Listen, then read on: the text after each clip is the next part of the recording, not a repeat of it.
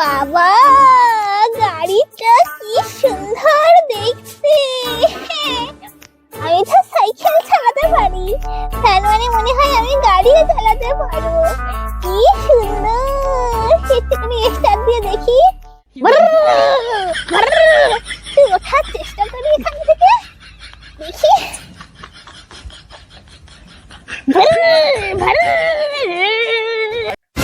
এই কে রে ভরভর ভরভর করছে কলা বাগানে?